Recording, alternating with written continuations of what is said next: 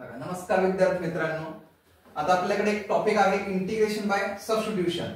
आता या टॉपिक मध्ये बघा एक पहिलं सम आपल्याकडे आहे cos log x upon x।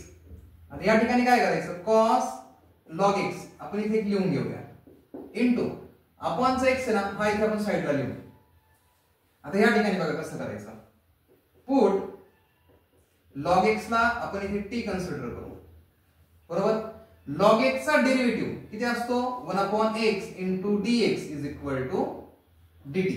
आता पुढे बघा cos log x आहे, log x वर मी काय कन्सिडर केले t, म्हणून हा झाला इथे cos t।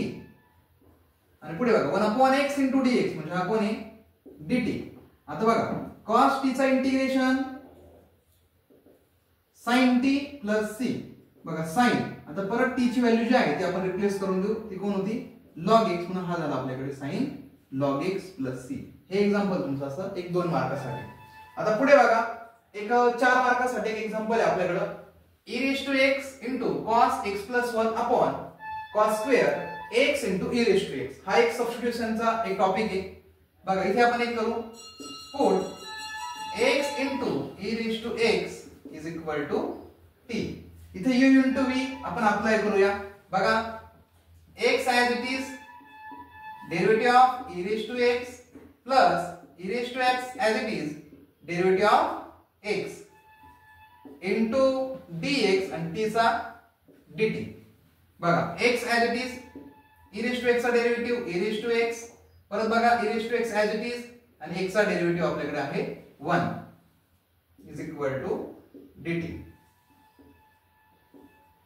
बघा आता इथे आपण काय करू, e raised to x common काढून घेऊ। e raised to x common काढल्यानंतर काय होतं, इथे x प्लस 1 बरोबर into dx is equal to dt।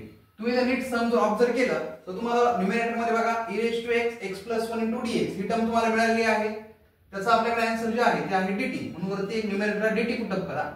खाली बघा cos square x into e raised to x, त्याची व्हॅल्यू आपल्याकडे होती t, म्हणून इथे आपण टाकला t।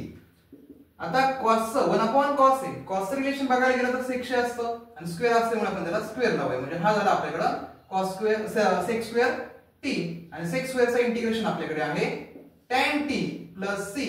आणि बघा इथे tan आणि t ची जी व्हॅल्यू आपल्याकडे आहे बघा इथे रिप्लेस करा ती पण पुन्हा, म्हणजे ax e raised to x plus c। अशा पद्धतीने आपल्याला या टॉपिकला सुद्धा इथे आपल्याला 4 मार्क मिळतील।